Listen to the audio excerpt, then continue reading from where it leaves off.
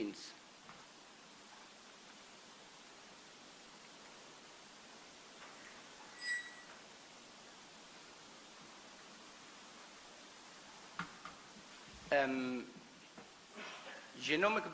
profiling, genomic profiling, it's been approved for the advanced diseases, for metastatic cancer. And what we used to have in the past, and up until the recent years, and when we discovered the molecular profiling, we used to have this kind of the standard treatment protocols in oncology as per the updated guidelines, international guidelines, and we used to have these three scenarios. Scenario A, or that we have too many options.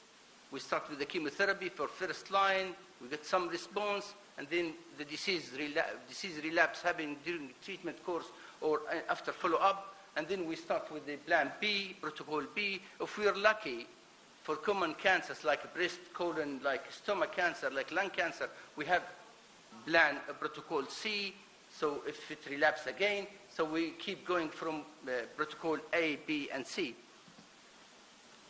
If we have not rare cancer, but it's not that common, then we have limited options. We have protocol A if it fails, or if we achieve some response and then the disease relapse, we'll have protocol B to give, and then we run out of options. And if we have rare disease like sarcomas, for example, mesotheliomas, we have only one protocol. We used to have one protocol, of course, before the molecular profiling. And if this protocol fails, or if the patient progresses on treatment or after treatment, and the disease relapse happen again, then we run out of options. So here is the molecular profiling. So, can you have next, please? Do I need to press this one? Okay. So, for metastatic and advanced disease, cancer in general, in the past, if we run out of the protocols that I mentioned in my previous slide, then we'll start with if it fails, we run out of options. In the past, we used to start with non-standard treatment upon our experience, or we may re-challenge after the protocol B or C to go to the first protocol that we use in order to achieve some response, and it may happen, and we have a personal experience in that. Or if we don't have these two options, if we have, of course, we're not in the eastern part of the world, but in the Western societies, we include the patient in a clinical trial if there is a new medication, and then تجارب السريرية اللي تصير. So the final treatment decision will be based on our clinical judgment, our guidelines, existing guidelines, updated guidelines, or the patient, and of course on the patient performance status and patient condition and tumor characteristics. And this is the story in the past. Now we have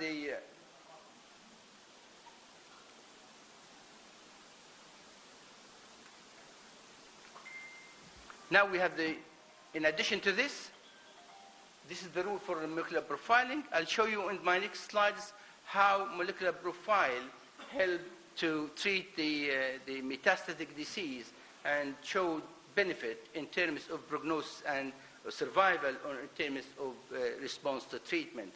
And when I say prognosis, means the natural history of patient survival, and when we say the treatment response, means the better the response, the longer the survival, the better the prognosis, and it's the other way around. If we don't have this, then the worse the prognosis and the shorter the survival happens. So in brief, the molecular profile helps to increase benefit in those patients with metastatic disease, and we're not dealing with the early stage disease, we're dealing with the metastatic disease in advanced cases. It increased the benefit, it reduced the toxicity. So the 4 groups that I showed in my early slides, it showed that at least we have more targeted therapies, target the tumor cells, and sparing the normal cells. So by doing this, we'll increase the benefit and we'll reduce the toxicity. And of course, we save budget. And instead of going for protocol A, will cost money, will cost time, will have toxicity and hazard. for 6-7 months, and then protocol B, protocol C. This is it costs lots of money, so it's not. So to save money, to reduce toxicity, to increase the benefit. Let me give some examples for like 3 most common cancer. I will start with lung cancer, and then colon, and then breast. These are the most common cancer worldwide. Here in Libya, everywhere, we have the lung cancer as the first male cancer. And in females, we have the breast. Of course, colon in both genders. That's why colon cancer, when it comes to mortality and morbidity, represents 60% of the mortality, which represents the second leading cause of death in both males and females after lung cancer. Now, lung cancer, we know that we have non-small cell lung cancer and small cell lung cancer. Small cell lung cancer, you can see in the sky blue in the 5th line there, which represents 15 to 20% of lung cancer only. But how about non-small cell lung cancer? The one in blue is the adenocarcinoma, and then large cell carcinoma, and then the squamous in gray. In the past, before the tumor profiling, we treat, for example, if we take the adenocarcinoma with the conventional way, the cytotoxic agent, the chemotherapy agent, we give all this subgroup, every patient diagnosed. This is the mean, I'm speaking about like 10 years back, 15 years back. Every patient with adenocarcinoma, non-small cell lung cancer, we start with gemcitabine and carboplatin blindly, based on the histopathology diagnosis. And some patients will respond, some will not respond, some show toxicity, and some of patients, we have fraction of patients died on treatment because there is no benefit from the treatment. This is before the tumor profiling. I'll show you now how tumor profile specify certain gene mutations. For example, this is the blue one. It's now divided into 8 subtypes. We have the EGFR, or epidermal growth factor receptor mutation, in subgroup of adenocarcinoma of the non-small cell lung cancer. We have a group with ALK mutation, another group with ROS1 and RET mutations, and HER2, the EGFR again, this HER2 new mutation, BRAF mutation, KRAS mutation, and we have in blue here, the basal subtype. Imagine within the adenocarcinoma of non-small cell lung cancer, we have 8 different subtypes, and each subtype will benefit from different treatment. Lately, I was having a patient who was diagnosed with time? Yes. 5 minutes?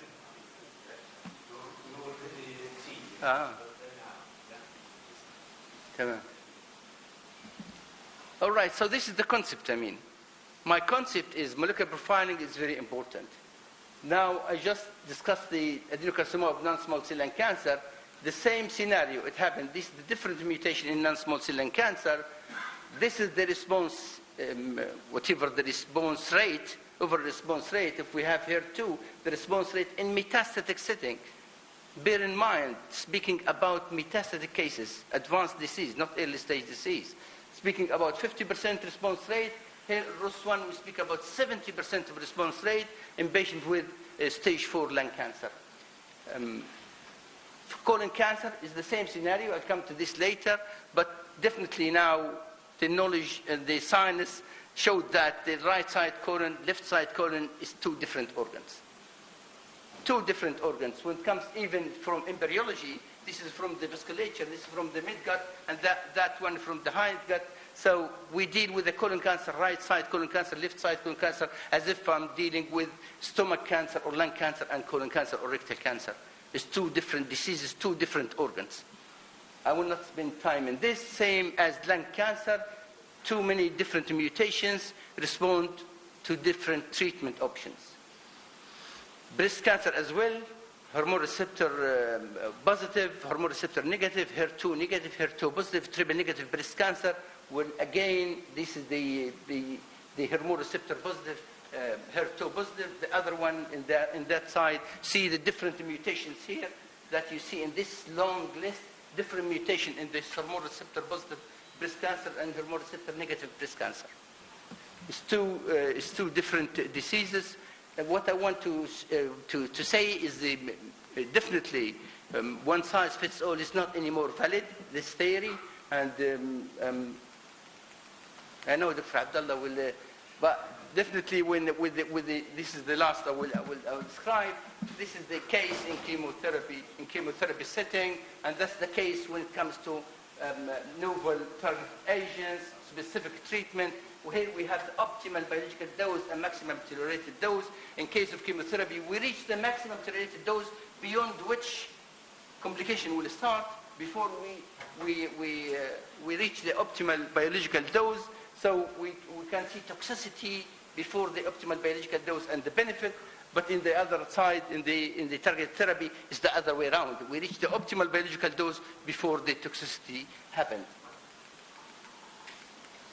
Basically, we use the tumor profiling for these three scenarios: aggressive diseases, to provide rationale for the next treatment decision, to identify therapies which may not have been considered, or determine which therapy to avoid and which therapy to use in order to have treatment response or resistance. Thank you so much.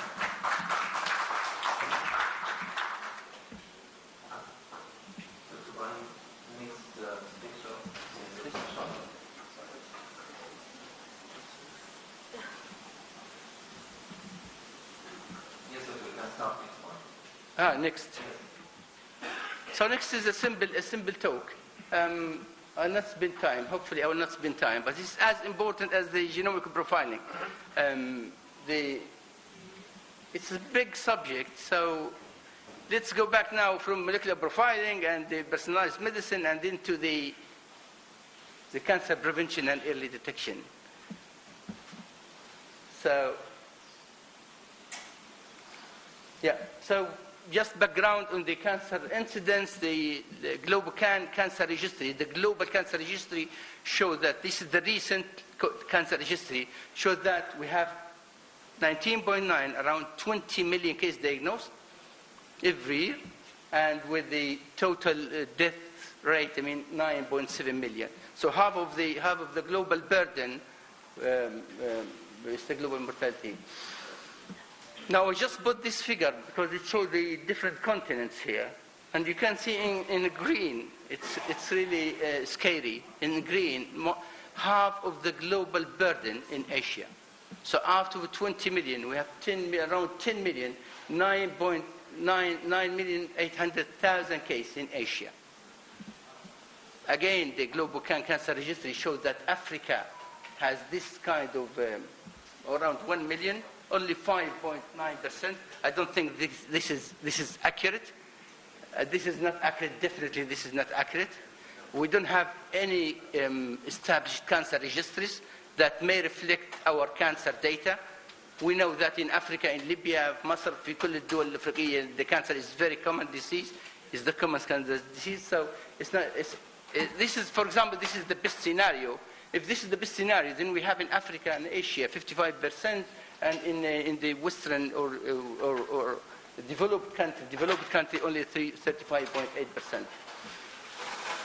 Now, breast is number one, lung in both. Lung is number one in male, breast is number one in females. However, the GloboCan 2020, before this GloboCan 2022, the GloboCan 2020 showed breast is the most common cancer in males and females, even exceeds for the first time, exceeds even lung cancer. And this is the real challenge. With all this data, 20 million, 9 million deaths. Again, we have late diagnosis, and unfortunately, we have a younger age group at time of diagnosis. So that's why the WHO,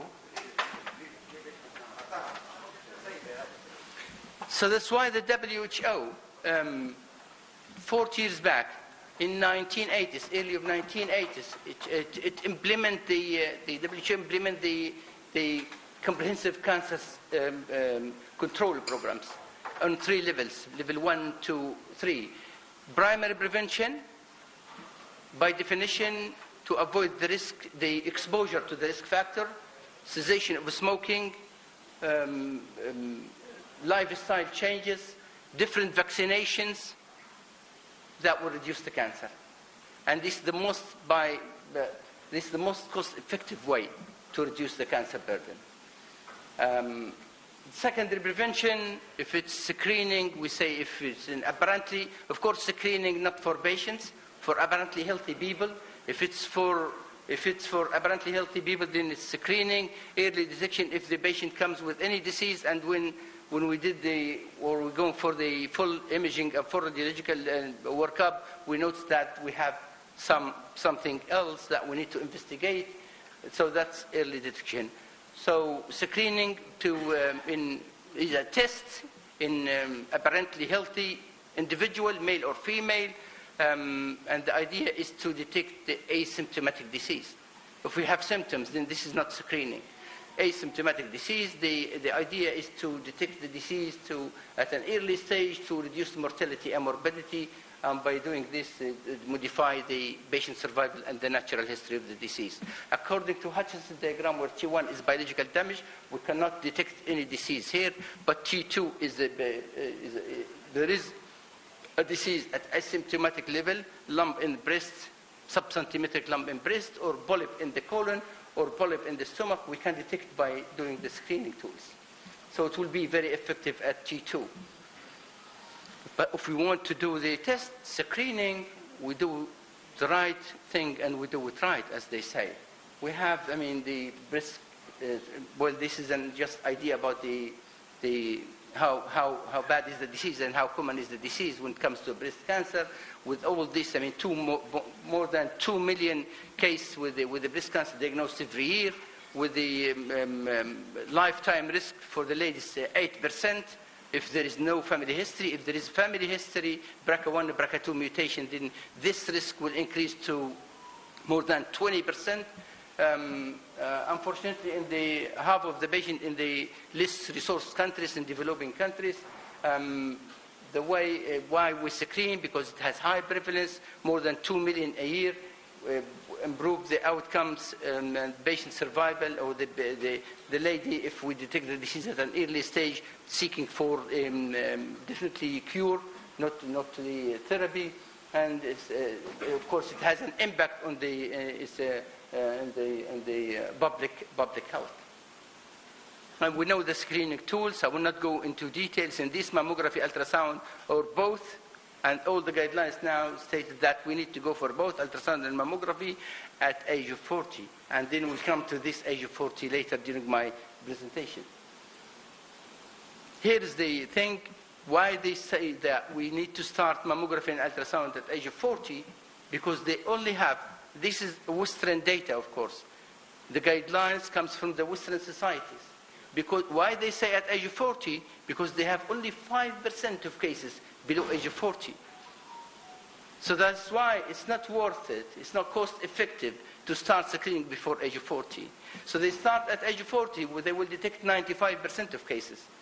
And what about this 5%? The 5% maybe it has something to do with the family thing.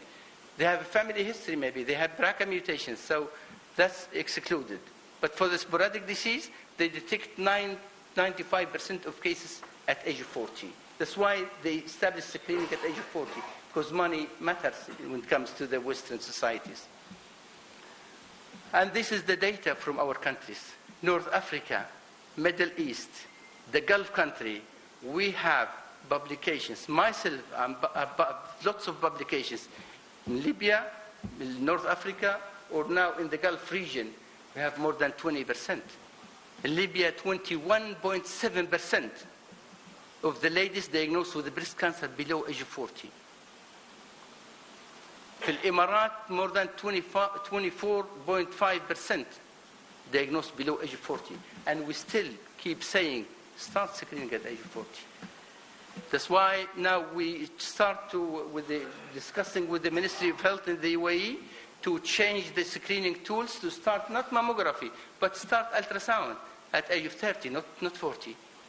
At least we save like 20%, 1/5 of our ladies, our females, the young generations. and detect the disease at an early stage. And we know from the literature, from the publications, that the younger the age group, the more aggressive the disease. The younger the age group, the more the genetic variant. The younger the age group, the more psychological trauma, the more the fertility trauma. And of course, there is a genetic factor. If BRCA1 and BRCA2 mutated, then we should seek for other things like ovarian cancer. We should look after the ovaries and uterus as well, because they will have a high risk of doing this. So this is my conclusion, because it's based on the guidelines. I cannot put my conclusion when it comes to our societies, but what we send to the MOH, for example, in the UAE, that we need to start. This is our recommendation based on this data, and in the cancer registry in the UAE, we have 24.5% below age of 40. So that's why, based on this data, we don't need to invent the wheel, but we just adjust the age group. And instead of 40, go down to 30, start with the ultrasound, don't do anything with the mammography, because it has something to do with the if we have radiologists here, something to do with the breast density, so it's not accurate, it's not valuable to expose the lady to mammography at younger age group, and the result will be nothing. Do we have still time, or? Yeah, so we'll go to the colon cancer now. It's the most common, again, in males and females, second most common in males and females. We have, again, like breast cancer, we have lifetime risk. If you don't have any family history, all of us here, if we don't have any family history of colon cancer, we have a lifetime risk of 6%. Imagine. And then if we have family history, like HMBCC, hereditary non-polyposis colorectal cancer, then the risk will increase to 20%. So definitely we have an average risk group, as they say, and the average risk group will develop sporadic cancer, and we have the hereditary cancer for the high risk group with the family history of the disease.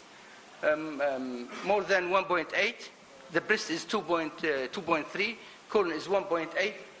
Imagine 2.3 and 1.8. We have screening tools. We have tools to early detect the disease. Out of 20 million, of course. Out of 20 million, we have like 3-4 millions now. We can detect the disease at an early stage if we use the proper screening tools. And it's the second leading cause of cancer death, because it affects males and females equally males and females. That make colon cancer as the second leading cause of cancer death with 60% mortality rate. With all the data, with all the things that I'm saying right now, if we detect the disease at an early stage, it's highly curable, like the breast. And we know this adenoma carcinoma sequence from starting the rapid proliferation of the epithelium at the luminal third of colonic epithelium to the cancer here, frank cancer, it needs 4 genetic hits. And 4 genetic hits in 2 tumor suppressor genes, ABC gene, adenomatous polyposis coli tumor suppressor gene, and B53 tumor suppressor gene. In between, with the mild, moderate, and late adenomas, I think Dr. Jamal is doing well in this. So we have 2 oncogenes, KRAS oncogene and the DCC, deleted in colorectal cancer gene. For the cancer to develop, for the colon cancer to develop, it needs 4 genetic hits. So we need a mutation in this, 2, 3, 4, and then the cancer will develop. And how long does it take, this process? It takes 10 years for sporadic disease, 5 to 10 years from the adenoma or the early proliferation to the cancer. At what age? We know this will happen at above age of 50. So that's why we recommend to do screening at age of 50. Of course, here we speak about the majority, the average risk group, the sporadic cancer. Here, if we have a family history, like hereditary non-polyposis colorectal cancer, this process from adenoma to carcinoma, and the 4 genetic hits, 4 mutation will happen in only 2 to 3 years. That's why we need to repeat the colonoscopy for people with high risk every 2 or 3 years, maybe on an annual basis. Maybe some patients, some people with familial adenomatous polyposis will go for total colectomy sometimes in order to avoid cancer. So again, same as the breast, it has an impact in the public health. We know that the adenoma carcinoma sequence from the literature, it will take 10 years. We know that we can treat the polyp by colonoscopic polypectomy, and we know the polyp, the risk of polyp, the chance for the polyp to transform to be cancer is only 5%. However, 95% of colon cancer due to pre-existing polyps. So, of course, the earlier the diagnosis, the better the survival, the cure. We get the cure for this cancer.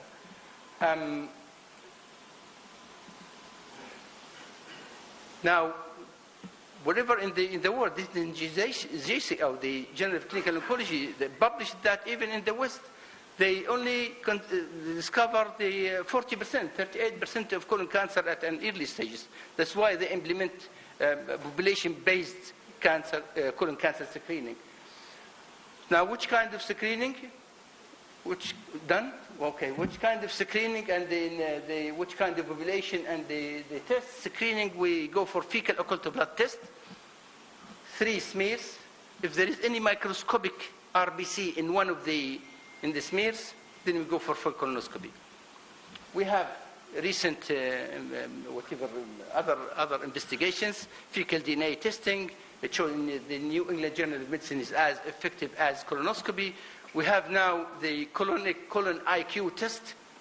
It's already in the UAE. We used for some patients. It's very sensitive with 95% sensitivity. Blood test like a BSA. A blood test, it shows if you have a risk of, if the titer of the test is high with the blood test, then just go for the colonoscopy.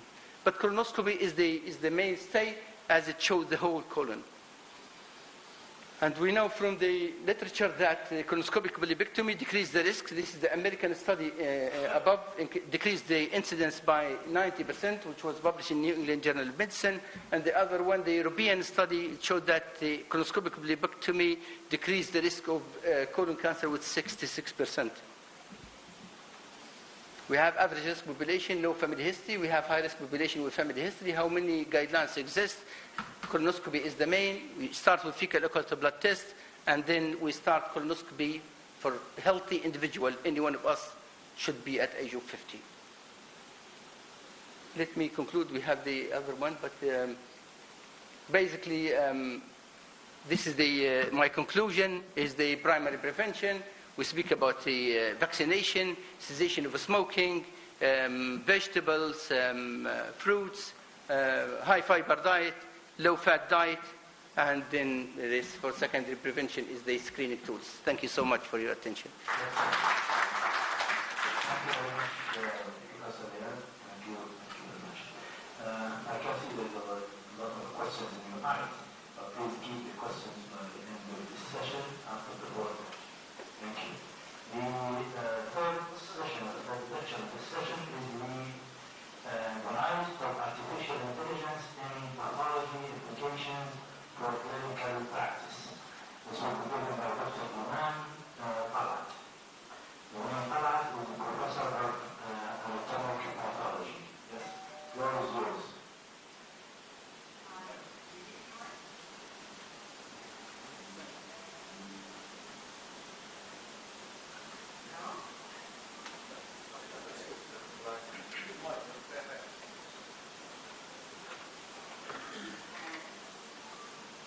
Hi, good morning.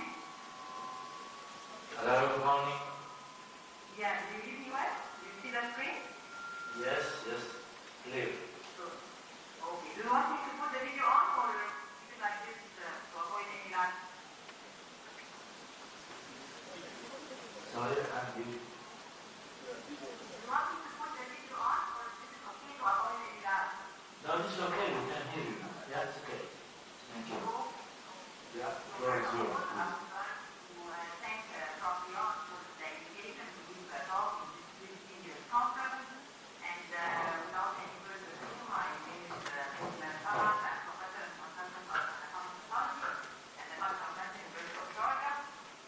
And I will switch the gear a little bit from oncology to pathology and ecology of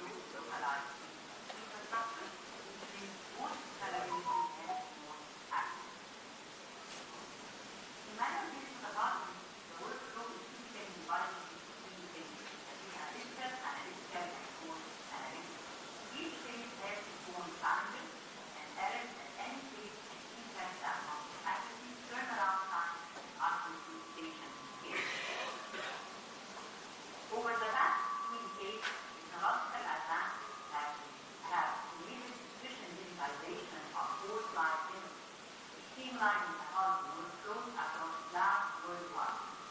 This technology involves digitizing tissue pathology slides, including whole-size scanners, and analyzing images with computational methods.